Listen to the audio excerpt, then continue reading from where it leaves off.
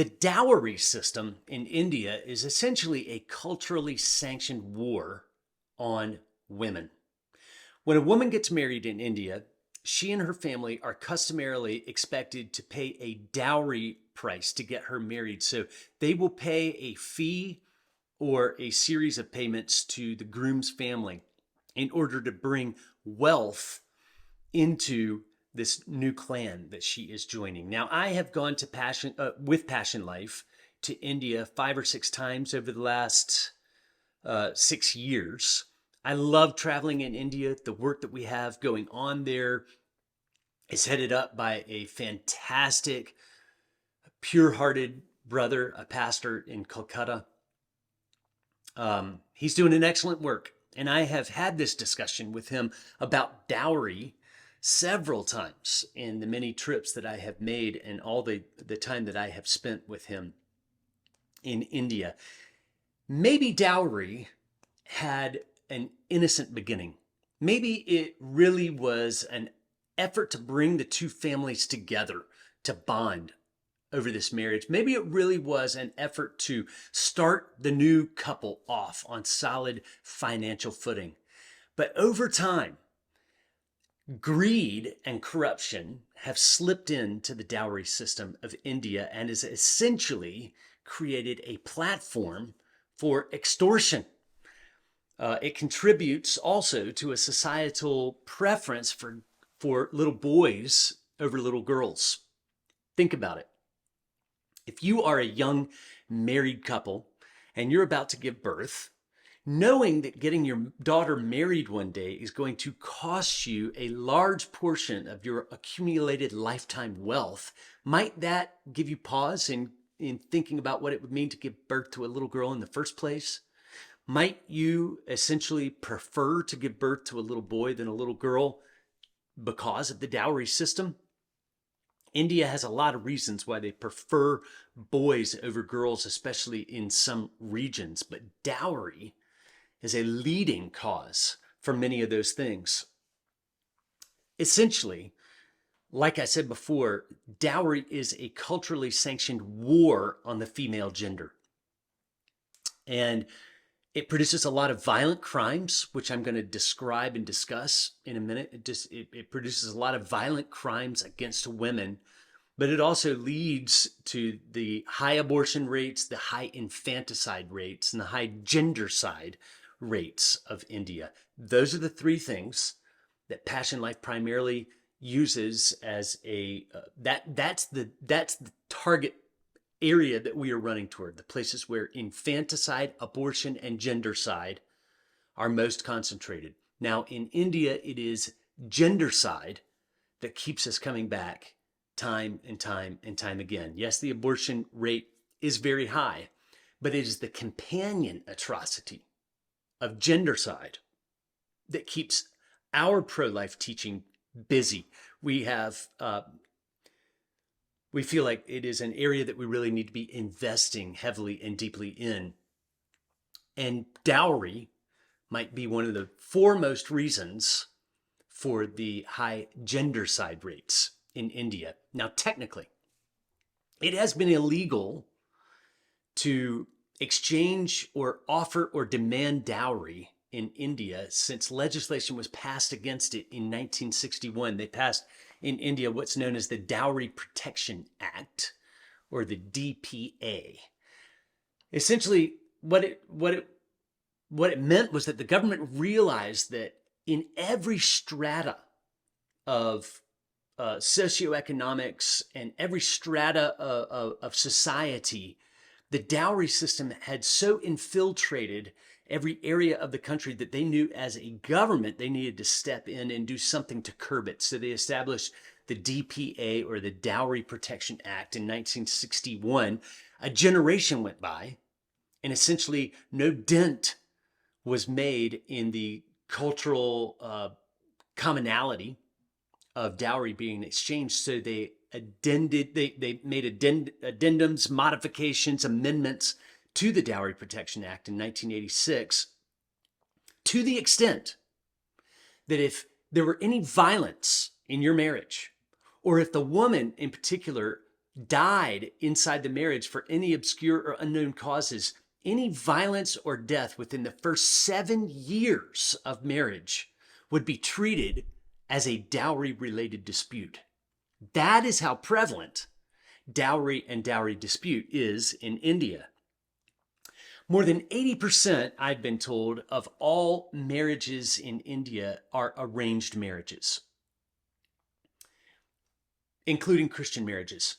I want to go on record as saying I don't have any problem with arranged marriages. In India, very often they look down on what they call love marriages. Oh, that couple got married for love, as though love is something that doesn't last. Well, if you look at the statistics, arranged marriages actually worldwide end up having a lower divorce rate than quote unquote love marriages.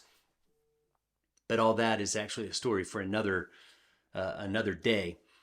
80% of marriages, including Christian marriages in India, are arranged marriages, and dowry is a normal and expected part of that business transaction. So what happens is the two families will sit down, and it's primarily the male relatives of the bride and groom will sit down, and they will begin to haggle and negotiate over a price for dowry. And bargaining chips in dowry price include religious status, caste, religious connections, education level of the woman, skin tone, socioeconomic considerations, political affiliations. Those are the kinds of things that are considered and weighed in negotiating an exact price for this bride, among other things.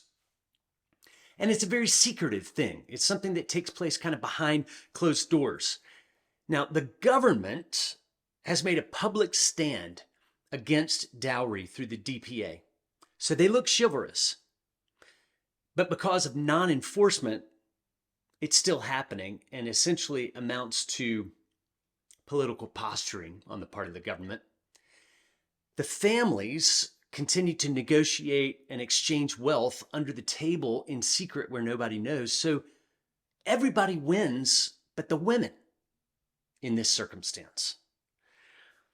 No one hears about a successfully negotiated dowry. If it's successfully negotiated, it's just something that stays in the background between the two families. The only time you're ever going to hear about it is if something goes wrong, if the price is exorbitant, or a promise is broken, an agreement is broken, or when a family comes back after the marriage demanding additional payment in addition to what they had negotiated before because they realized they could have gotten a higher price. And very often, the women are, they're beaten, they're burned, and in many cases, they are killed due to family dowry disputes. And that's where the violence against women comes in as a result, a direct result of dowry negotiation. So you're not going to hear anything about a successfully negotiated dowry, but the only time anyone is going to press charges is in these extreme cases where something has gone terribly off the rails. And again, the government says, well, not many cases are reported. There's not a lot of criminal activity reported around the collection of dowry. And so we're just going to use that as an excuse to say that our policies are working. Well, no, the policies are not working. They've just driven it underground and actually caused a lot of what's happening to women to be hidden from the public eye, making it even more dangerous for these people. There's a foundation in India called the Invisible Girl Project. They say that 1 in 5 women are going to be the victim of rape or attempted rape in their lifetime. 1 in 5. On average, 1 baby is aborted every single minute in India simply because they found out that she was a female. 1 in 4 girls in India, 1 in 4 will not live past puberty. And India's ongoing dowry dilemma is a part of why all this is happening in that country. Now, there have been a slew of campaigns and laws and regulations meant to curb it, or at least meant to make it look like the government is super concerned about this. One of them is Delhi's recent, I'm not going to attempt to say it in Hindi, but in English it would be the Save the Daughter, Educate the Daughter campaign, or what's often referred to in English as the Save the Girl Child campaign. On the one hand, it's laudable that the government wants to step in and make it look like they're trying to do something about it. But the fact that they're not enforcing the rules that they lay down essentially makes it look like more of an admission of guilt than an effective pro-culture policy for the government. Here's an example. Sex-determinative ultrasound in India is illegal and has been for a long time, because when a family finds out that they're going to give birth to a girl, very often they will abort that girl in favor of having a baby boy. What this done is it's led to number one, it's led to the fact that girls inside the womb are in extremely tenuous circumstances. They are in extremely dangerous circumstances. You might say at that point that the most dangerous place for a girl is in the womb of an Indian woman because of the high abortion rates or gendercide rates. It's also led to an extreme discrepancy in the number of boys that have been born, and the fact that so many millions more boys have been born than girls that it's very difficult for these boys to find wives. This is also true in places like China that have the one-child policy for so long. But think with me for a moment the implication of being an Indian man for whom there is no wife. This leads to other horrendous cultural atrocities, such as sex trafficking, slave wives, people being brought in from other countries to be wives for Indian men, or purchased on the black market through the sex trade industry. It's really a terrible domino effect if you think about it. When God created humankind, he created both male and female in his image, we learn in Genesis chapter 1. And so both the boy child and the girl child were regaled in splendor and were treasured. Of all the things that God created, humankind, men, women, boys, girls created in his image, were treasured above all other created things, primary in the affections of God.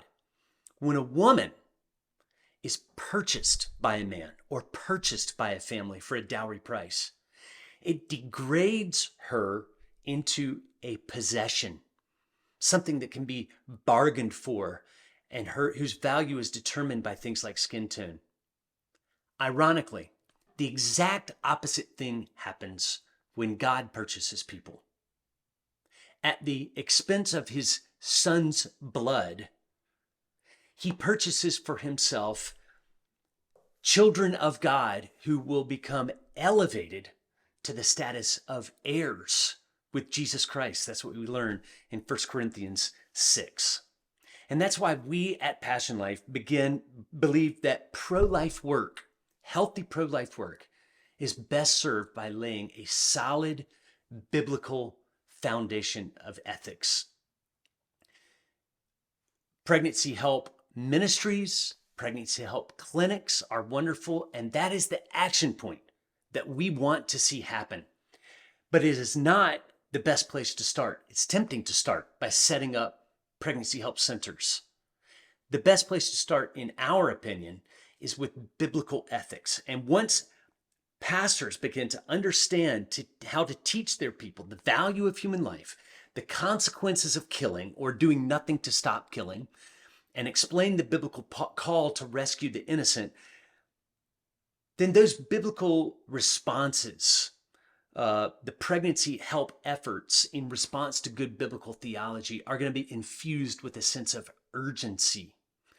Moreover, that urgency is going to trickle out into other, I say in loose quotation marks, peripheral pro-life issues like elder care, peripheral pro-life issues like caring for the addicted, care for the mentally unsound, care for the blind and the deaf and the infirm, care for people who are victims of racism, or people who are victims of discriminatory cultural systems like dowry. When you start with the Bible, These are the things that are all enveloped into the idea of what it means to be pro-life. Ephesians says that we should have nothing to do with the fruitless deeds of darkness, but instead we should expose them. And when we expose by solid theology the areas where our worldviews or India's worldviews are incongruent with biblical ethics, then we can see with the eyes of Jesus where we need to make adjustments and changes. And as the dowry system of India is exposed to the cleansing power of the light of the gospel, India's Christians will lead the way in eradicating these oppressive traditions, empowering women, reducing abortions, and turning the spotlight instead on the transformative power of the living God.